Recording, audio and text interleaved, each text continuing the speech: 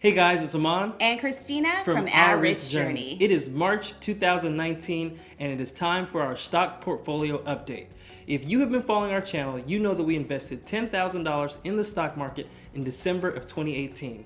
Well, it's March of 2019 and as usual, we are going into our portfolio and we are going to share with you the performance of our stocks. But as we usually do, we always answer some questions. And today's video is going to focus on taxes.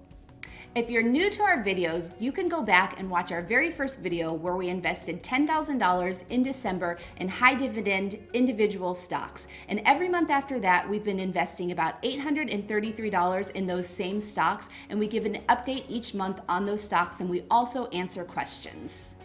So we post an update on our stocks each month as part of a series. And we're doing this series so we can give you, the viewers, a look at how everyday investors invest in individual stocks. Now, not only do we like to show how we're investing, but we also like to take the opportunity to educate. And so the questions that you ask us in the comments section, we go each month and we identify a reoccurring theme. And recently, taxes have been a major issue that has come up time and time again. So let's get into the questions. So the first question that we get a lot of are people are asking us why we're not holding our individual stock account in a tax advantaged account. And to really understand the answer to this question, I think you need to first understand what a tax advantaged account is. So a tax advantaged account can be a 401k, an IRA, a health savings account, or a 529 college savings plan. So tax advantage accounts are really amazing because they allow you to save on taxes going in or save on taxes coming out. With Robinhood, you don't have that same tax advantage. So if these tax advantage accounts are so great, why aren't we putting our Robinhood money in those accounts?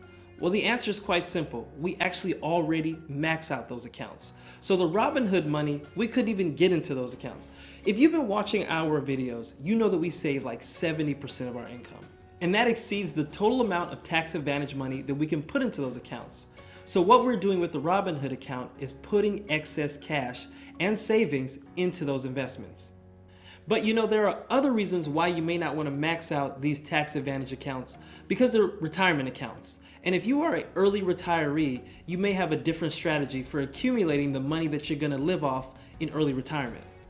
So there may be other reasons why people aren't maxing out their retirement accounts and using, for example, a Robinhood account instead. And this is because if you max out your retirement accounts, those retirement accounts are typically designed for people that are going to retire at 59 and a half or later. So some people who have early retirement goals, they may not necessarily want to put their money in those accounts because if you withdraw money early, you could be assessed with a penalty. Now there are ways to access money in your retirement accounts. We're not going to get into them in this video, but if you've heard of something called a Roth conversion ladder or a 72T, those are ways that you can access your retirement accounts earlier without penalty. Another reason why someone may not be maxing out their tax advantage accounts is because their income may be too high. With the Roth IRA, for example, once your income exceeds a certain level, you cannot contribute to those types of accounts anymore. And finally, another reason why people may use Robinhood like we're using versus putting their money in a tax advantage account is because Robinhood allows you to buy commission-free individual stocks and other accounts don't allow you to do that. Also, Robinhood doesn't allow you to invest in retirement accounts. Now, to be clear, we are huge fans of tax advantage accounts. In fact, like we said, we first max out our tax advantage accounts before putting excess money into Robinhood because we know that the benefits, the tax benefits of maxing those out are huge. Now let's move on to the second question. We see a lot of this question. People ask us, when we reinvest our dividends, are we getting taxed on those reinvested dividends? And the short answer is yes. The dividends are seen as taxable income and that's why they're taxed. But you know what? I want to clarify something that I think there is a lot of misconception about how dividends are taxed when they're given to you directly or whether or not they're reinvested. Either way, like with Robinhood, for example, we are credited that dividend. The dividend is paid out to our account and we have to reinvest it ourselves. So we're going to be taxed on that. But let's say you had a Vanguard account and your account was set up to automatically reinvest your dividends. Even the dividends that are automatically invested, you will still be taxed on those if they are not in a tax advantage account. Those same dividends that are reinvested are also considered income. So I know there's a lot of concern out there about taxes, and we are not tax experts. But what I fear is that people are concerned so much about taxes that maybe it's preventing them from investing. Like they're afraid to get taxed. But being taxed is a good thing because it means that your income is growing. If you worked extra hours at work, you'd be taxed on those hours. Just like if you make extra money in the stock market from dividends, you're going to be taxed on it. The only difference is when you're making money on dividends, that's your money working for you, as opposed to you picking up extra hours at work and working for that money.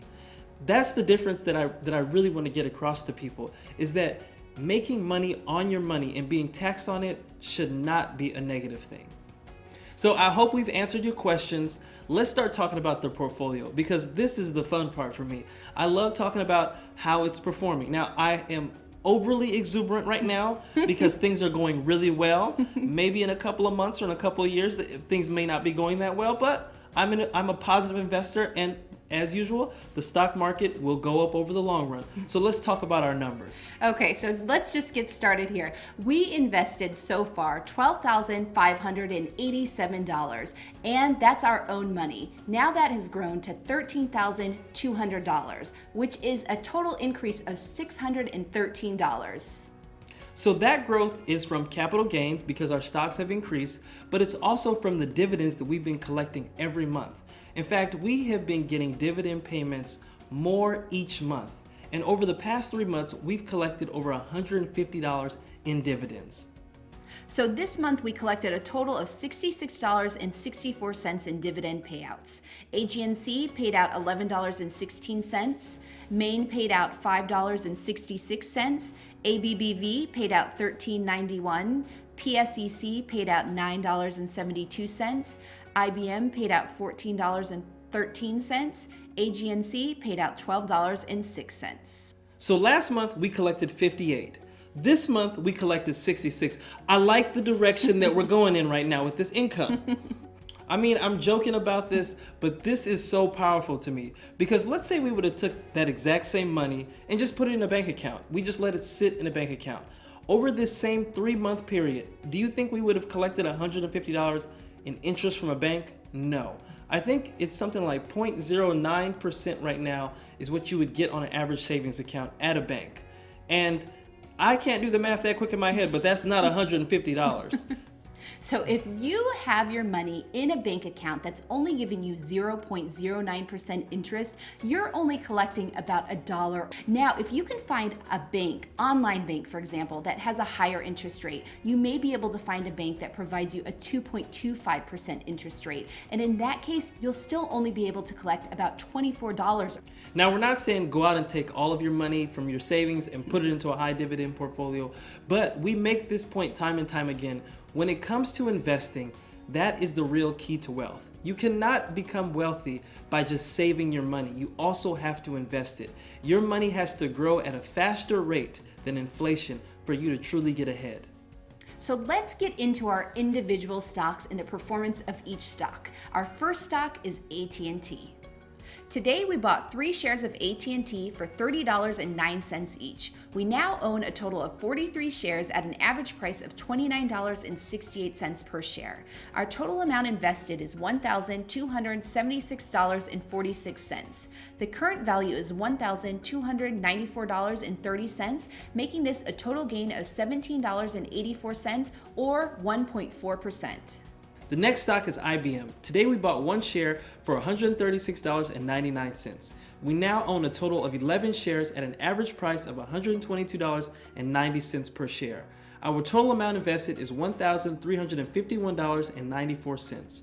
The current value is $1,506.72, making this a total gain of $154.78 or 11.45%.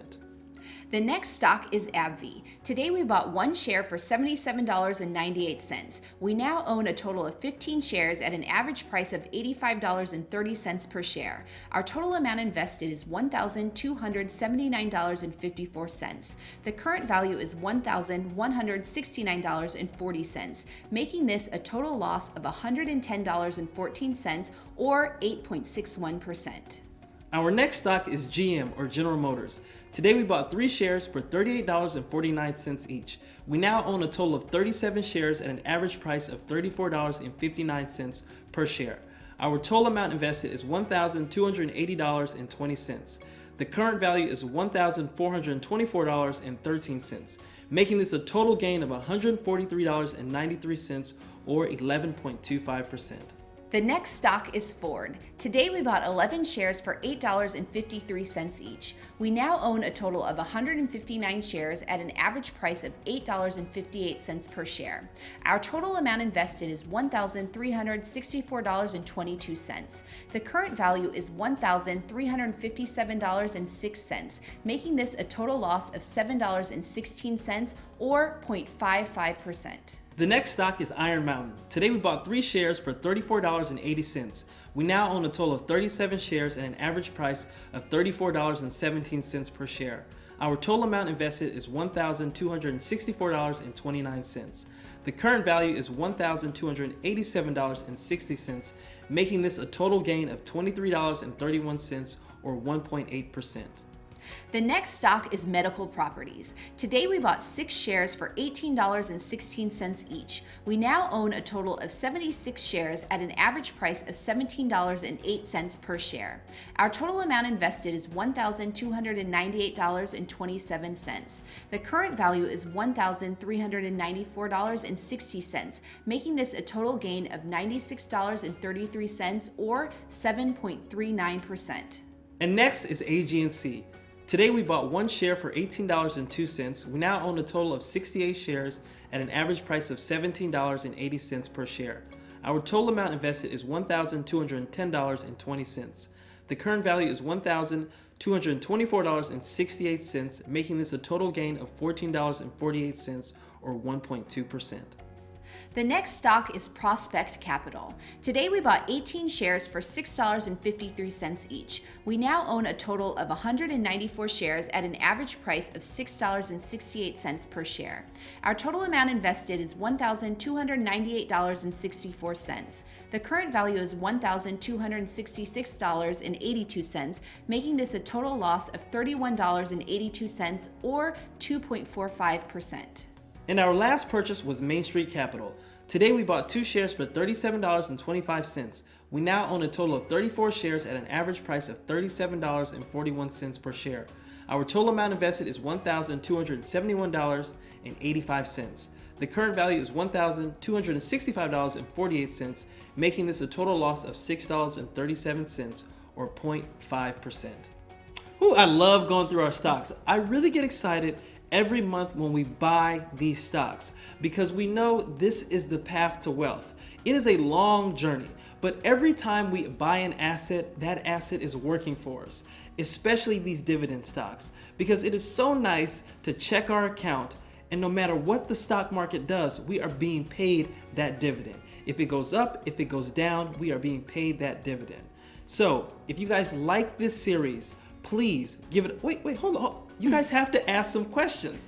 I'm sorry, I almost closed this out before we asked you to ask us some questions. So please, if you guys have questions, leave them in the comments below. In the next month's video, we will address your questions. And as usual, if you like this video, please give it a thumbs up, subscribe to our channel, and join the journey.